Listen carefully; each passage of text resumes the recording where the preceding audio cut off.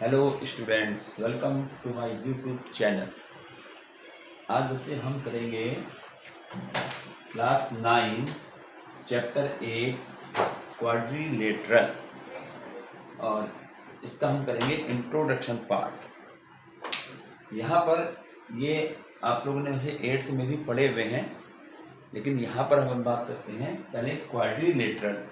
Quadrilateral क्या होता है? A quadrilateral is a four sided closed polygon with 4 angles, 4 vertices and 2 diagonal.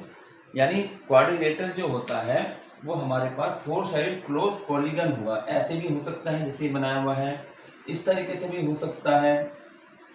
ये भी हमारा जो है क्वाड्रिलेटरल है। 4 साइडेड होंगे इसमें, और ये क्लोज पॉलीगन होगा।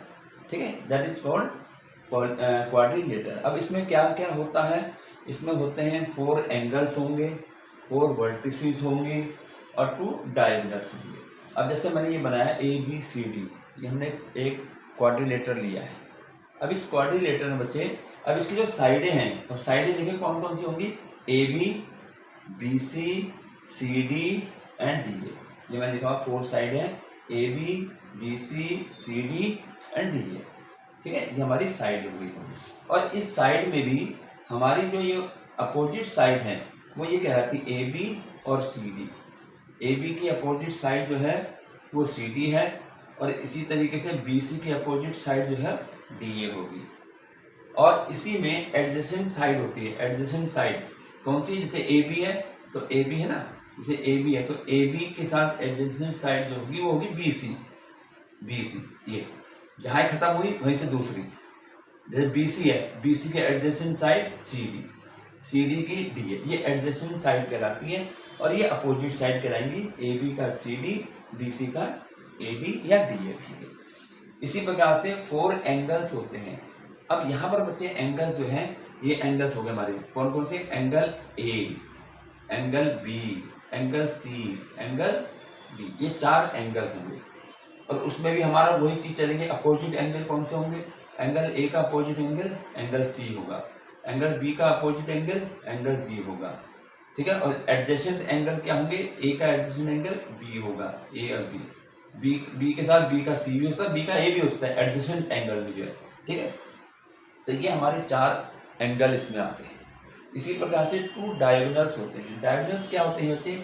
जो अच्छा, इसमें एक पहले वर्टिसेस समझ लो। वर्टिसेस क्या है? ये ABCD, ये वर्टिसेस कहलाते हैं। कैसे बनते हैं ये हमारी 2 साइड है ना, जैसे मान लो मैंने AB एक साइड ली, AB, और यहाँ से आ रही है CB, तो 2 साइडें ये जहाँ आके मिलेंगी वो पॉइंट हमारा वर्टिसेस कहलाता है। ठीक है, ये हमारे 4 वर्टिसेस हो गए थे। Vertices A, vertices B, vertex C, vertices D, जहाँ पर 2 साइडें मीट करेंगे। when 2 sides, जैसे CD and D, when 2 sides meet at the point, that point is called vertices। 2 साइडें मिलेंगी तो ये हमारी वर्टिसेस होगी। 4 वर्टिसेस हो जाएंगे इसमें जो है। ठीक है, और इसी प्रकार से डायगोनल्स क्या होते हैं? डायगोनल्स हमारे होते हैं line segment joining opposite vertices. और ये एक वर्टिस ये है, इसका अपोजिट ये है, तो इसको AC, ये हमारी एक डायगोनल हो गया। ऐसे ही BD, अपोजिट वर्टिसेस जो है BD, ये हमारा डायगोनल हो गया। तो ये थोड़ी डेफिनेशन बताई थी क्वाड्रिलेटरल की। और क्वाड्रिलेटरल में क्या क्या आते हैं? एंगल आ गए, साइड आ गई, डायगोनल्स आ गए। अब हम बात करते हैं पैरेललोग्राम। पैरेललोग्राम जो है, अब इसमें देखिए पैरेललोग्राम क्या है तो ये भी क्वाड्रिलेटरल, ये भी हमारे पास एक क्वाड्रिलेटरल ही होगा, लेकिन क्या है, इनकी जो है कंडीशन अलग अलग होती है। जैसे पैरेललोग्राम है, a quadrilateral with each pair of opposite side parallel. ठीक है, क्या होगा? एक ऐसा क्वाड्रिलेटरल जिनकी अपोजिट साइड वो पैरेलल होंगी। जैसे मैंने यहाँ दिखाया हुआ है ABCD, ये हमने यहाँ पर जो है एक मान लिया एक क्वाड्रिलेटरल दिखाया है। अब इस क्वाड्रिलेटरल में ये साइड जो है ये इसके पैरेलल है, ये इसके पैरेलल है।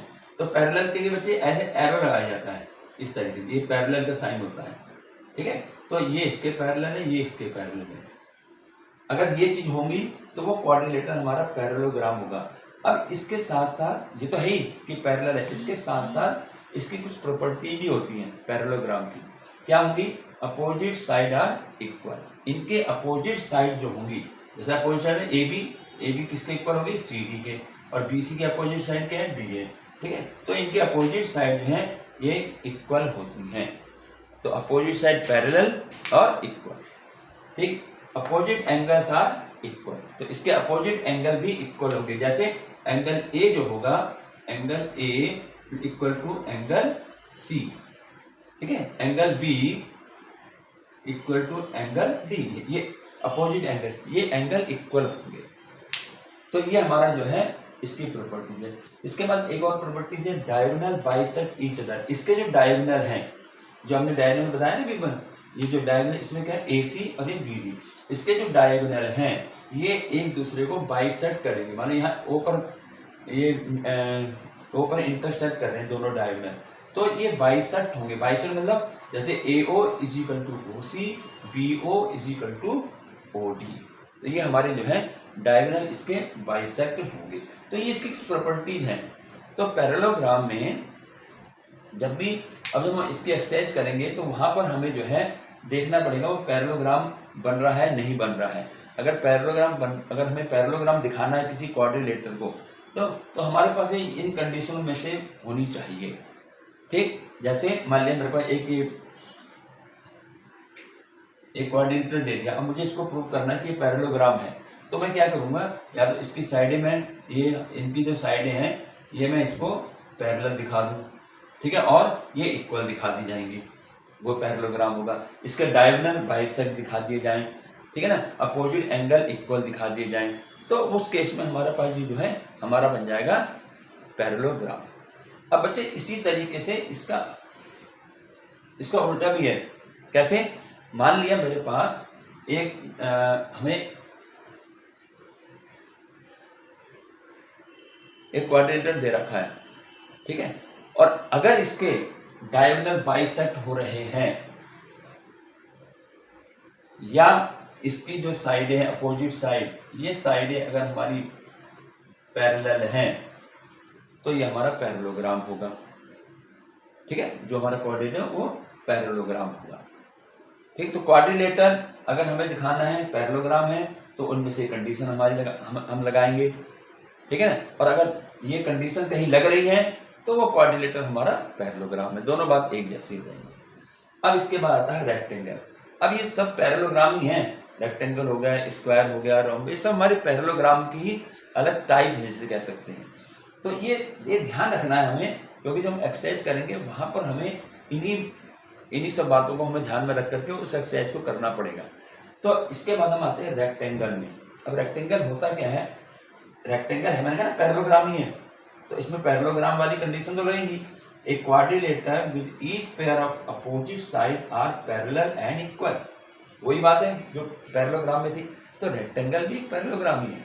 तो इसकी क्या है? ईच साइड पैरेलल होनी चाहिए और इक्वल होनी चाहिए। अपोजिट साइड जो है, सॉरी ईच नहीं, opposite side, opposite each pair of opposite sides क्या होनी चाहिए? इसके पैरेलल भी होनी चाहिए। जैसे हमने इसको बना दिया, ये इसके पैरेलल होनी चाहिए और ये इसके पैरेलल होनी चाहिए, एंड इक्वल और इक्वल होंगी। ये अपोजिट साइड ये इसके इक्वल होगी, ये इसके इक्वल होगी। इसके अलावा इसकी प्रॉपर्टी एक और क्या है? Each of angle is 90 degree. इसमें हमें ध्यान रखना है कि अगर मुझे इसको कोऑर्डिनेटर दिखाना है तो मुझे ईच एंगल 90 डिग्री दिखाना होगा। अब ईच एंगल 90 डिग्री का मतलब मैं कोई एक एंगल 90 डिग्री दिखा दूंगा तो वो हमारा जो है, जो भी कोऑर्डिनेटर हमें दिया होगा वो हमारा रेक्टेंगल होगा। तो इनमें एक्सरसाइज में क्वेश्चन यही है कि तुम्हें कोई कोऑर्डिनेटर दे दिया है, ठीक है, या रेक्टेंगल दे दिया, उसको स्क्वायर प्रूव करो या इस तरीके से। तो वहाँ पर क्या है, हमें इसकी डेफिनेशन मालूम होनी चाहिए कि रेक्टेंगल कब होता है। तो कोई भी क्वाड्रिलेटरल जो है जिसकी अपोजिट साइडें पैरेलल इक्वल होंगी और इसके जो है ईच एंगल जो है वो 90 डिग्री होगा, और क्या है, diagonal are equal and bisect each other. इसके जो डायगोनल होंगे ये हमारे इक्वल होंगे, मतलब AC इसमें जो है AC इज इक्वल टू होगा BD के, और क्या है बाइसेक्ट भी करेंगे। तो बाइसेक्ट का मतलब क्या हुआ, AO is equal to OC होगा और BO is equal to OD होगा। तो वो हमारा जो है क्वाड्रिलेटर या पैरेललोग्राम जो होगा वो हमारा रेक्टेंगल कहलाएगा। ठीक है, ये हमारा रेक्टेंगल का हो गया। इसके बाद आता है स्क्वायर में। अब स्क्वायर जो है, अब देखें फिर वही चीज है, मैं बता रहा हूँ है ना, वही पैरेललोग्राम नहीं है। एक quadrilateral with each pair of opposite sides are parallel. Parallelogram ही चल रहा है, सब पैरेललोग्राम की ही टाइप है। तो इसका मतलब कहता है एक quadrilateral with each pair of opposite sides are parallel, यानी इनकी जो है अपोजिट साइड तो पैरेलल होंगी। इसके अलावा इसकी प्रॉपर्टी क्या है, each side are of equal length. इसमें हर साइड जो होगी इक्वल लेंथ की होगी, इसमें हर साइड जो इक्वल लेंथ होगी। रेक्टेंगल में क्या था, रेक्टेंगल में अपोजिट साइड इक्वल होती थी, ठीक है ना, और ईच एंगल 90 डिग्री होता था। स्क्वायर में क्या होगा, ईच साइड आर इक्वल, चारों साइड इसकी इक्वल होंगी और ऑल एंगल्स आर 90 डिग्री, और इसके सारे एंगल जो होंगे वो भी 90 डिग्री होंगे। जैसे कि रेक्टेंगल में था, रेक्टेंगल में 90 होता है ना, इसमें भी 90 होगा। लेकिन इन दोनों में डिफरेंस क्या है, रेक्टेंगल की अपोजिट साइड इक्वल होंगी और लेकिन स्क्वायर की ईच साइड जो है इक्वल होंगी। और क्या कहता है ये, diagonal are of equal and bisect each other at right angle. अब इसके जो है डायगोनल जो होंगे, एक तो ये इक्वल होंगे, ठीक है, वही चीज वही जो हमारी रेक्टेंगल में थी। इसके एक तो डायगोनल इक्वल होंगे, AC इक्वल टू BD होगा, और इसके जो डायगोनली बाइसेक्ट करेंगे, ये बाइसेक्ट करते हैं राइट एंगल में करेंगे, यहाँ बाइसेक्ट करेंगे और वो भी एट राइट एंगल। तो इस एंगल को हम कहेंगे स्क्वायर, ठीक है। वैसे हम इसको ऐसे भी कह सकते हैं कि स्क्वायर की अगर डेफिनेशन में ऐसे भी लिख सकता हूँ, square a rectangle with each sides are equal. अगर ऐसा रेक्टेंगल जिसकी चारों साइड इक्वल हो जाए वो हमारा क्या बन जाएगा, स्क्वायर बन जाएगा। तो इस छोटी डेफिनेशन जो है ना, ये बहुत इंपॉर्टेंट है। ये आप लोगों को बहुत ध्यान से लिखना पड़ेगा कि रेक्टेंगल में क्या कंडीशन होती है, इसकी क्या प्रॉपर्टीज हैं, स्क्वायर की क्या प्रॉपर्टीज हैं, ठीक है। उसी को इसको ध्यान में रखते हुए फिर हम आगे क्वेश्चनों को सॉल्व करेंगे। इसके बाद आता है रोम्बस। अब रोम्बस क्या है, रोम्बस कहता है एक पैरेललोग्राम। मैंने कहा ना पैरेललोग्राम, ये भी पैरेललोग्राम है, ये भी पैरेललोग्राम है तो पैरेललोग्राम के टाइप ही अलग अलग है। A parallelogram with sides of equal length. अब देखें, इसकी जो है एक ऐसा पैरेललोग्राम है जिसकी साइड इक्वल है, ये सब साइडें इक्वल लेंथ की है, ठीक है। पहली बात, opposite angle are equal, opposite angles equal होंगे। जैसे angle A equal to angle C, angle A is equal to angle C, angle B is equal to angle, opposite angle equal होंगे। Diagonal bisect each other at right angle, और diagonal जो होंगे वो bisect करेंगे कहाँ पर, right angle पे।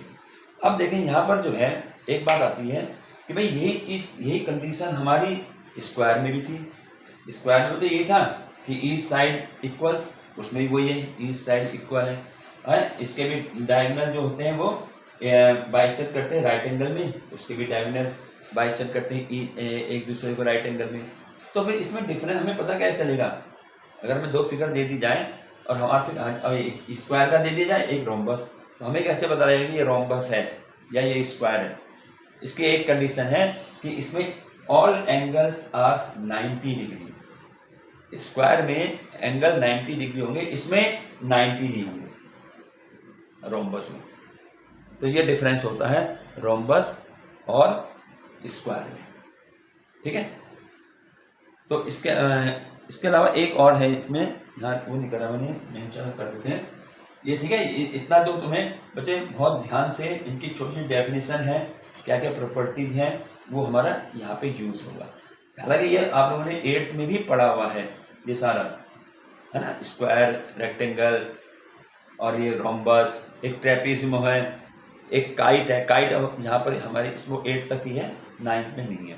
तो यहाँ पर इसके बाद एक है, एक और रह गया, एक ट्रेपेजियम रह गया। ट्रेपेजियम में क्या होगा, ट्रेपेजियम जो होता है इसमें अभी मैं सिर्फ इंट्रोडक्शन ही बता रहा हूँ। और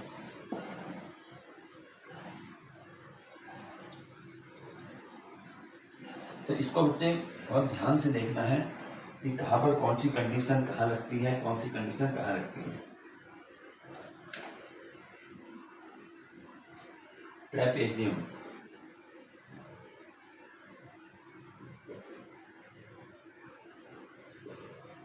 एक ही रह गया था, ट्रेपेजियम रह गया। ट्रेपेजियम में क्या होता है, इसकी बस सिंपल सी एक डेफिनेशन बनेगी, जैसे ए बी सी डी है। इसमें क्या होता है बच्चे, ट्रेपेजियम में इसमें जो एक पेयर है साइडों का, अपोजिट साइड है ना दोनों, इसमें से एक पेयर ऑफ साइड जो एग्जैक्टली पैरेलल होगी, एक पैरेलल होगी पेयर और एक होगा नॉन पैरेलल। भाई ये इसकी डेफिनेशन है कि ट्रेपेजियम में एक साइड जो होगी, यानी साइड का पेयर, जैसे ये ए बी, अगर ए बी पैरेलल है सी डी के, ए बी पैरेलल है सी डी, ठीक है, तो ये जो लाइन, ये जो साइड है ए बी और बी सी, ये हमारी नॉन पैरेलल होंगी। तो ऐसा फिगर जो होगा वो हमारा ट्रेपेजियम कहलाता है, ठीक है। तो ये थे कुछ पैरेललोग्राम से संबंधित बातें थी ये। और अब इसी में, क्योंकि हम ये चैप्टर 8 कर रहे हैं बच्चे, इसी में जो है एक थ्योरम है। अभी तो मैं थ्योरम का सिर्फ कॉन्सेप्ट बता दे रहा हूँ, अगर यहाँ लिखा हुआ है आप देख लीजिए, यहाँ पे ये मैंने इसमें लिख दिया, ये थ्योरम है मिड पॉइंट थ्योरम, और ये एग्जाम में बहुत आती है। मिड पॉइंट थ्योरम बहुत इंपॉर्टेंट थ्योरम है, और यहाँ पर तो मैं तुम्हें सिर्फ इसके बारे में बता रहा हूँ, बाकी इसको प्रूफ जो है हम इसका प्रूफ भी बताऊंगा, वो मैं नेक्स्ट एक्सरसाइज जो हम करेंगे उसमें बताएंगे। अभी सिर्फ यहाँ पे क्योंकि इस चैप्टर में क्या क्या टॉपिक है वो बता रहा हूँ। तो mid term theorem, mid point theorem.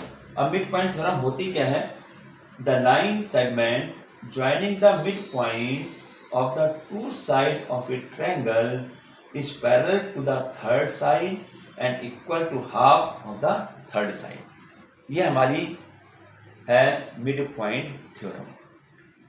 अब इसमें जो है, अब जो मैंने जो यहाँ लिखा हुआ है, मैंने फिगर यहाँ भी बनाया तो यहाँ भी समझ लो। मिड पॉइंट थ्योरम जो है वो ये कह रहा है कि हमारे पास जैसे एक ट्रायंगल है ए बी सी, एक ट्रायंगल ए बी सी है। अब इस ट्रायंगल में कहता है ना, line segment joining the mid point of the two side of triangle. दो साइड, तीन साइडें हैं, ए बी बी सी सी है, इनके किन्हीं भी दो साइडों के मिड पॉइंट को लाइन ज्वाइन करती, लाइन सेगमेंट मैं खींचता हूँ। जैसे मान लिया मैं इसका एक साइड ए बी ले ली, इसका मिड पॉइंट हमने डी ले लिया, और ए सी इसका मिड पॉइंट हमने ई ले लिया। तो मिड पॉइंट थ्योरम कहती है कि अगर हम इन दोनों साइडों के, तीन साइड है ना, इसमें दो साइड मैंने ले ली, इन तीनों साइडों में से दो साइडों के मिड पॉइंटों को लाइन सेगमेंट हम करें, एक लाइन सेगमेंट खींचें, तो ये जो लाइन सेगमेंट है ये थर्ड साइड, अब थर्ड साइड कौन सी होगी, देखो ए बी बी सी सी ए, तीन साइडें हैं, मैंने ए बी का मिड पॉइंट ले लिया, ए सी का, दो साइड तो निकल गई, तीसरी रह गई बी सी। तो ये जो हमारी डी ई जो होगी, डी ई, ये will parallel to B C, इसके पैरेलल होगी, और D E will be half of B C. ये मिड पॉइंट थ्योरम है।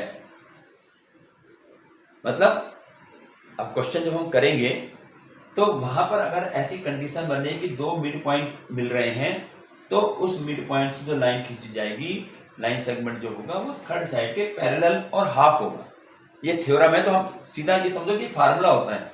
अगर मैं एक्सरसाइज करूंगा तो वहां पर हम इसको अप्लाई कर सकते हैं, अगर उसने क्वेश्चन इस टाइप से दिया हुआ है। तो बच्चे मिड पॉइंट जो है ना, जैसे मान ली ये है ए बी सी, ये पी क्यू आर है, मान लो पी क्यू आर, जरूरी नहीं मैं इन्हीं दो साइड का मिड पॉइंट लूँ।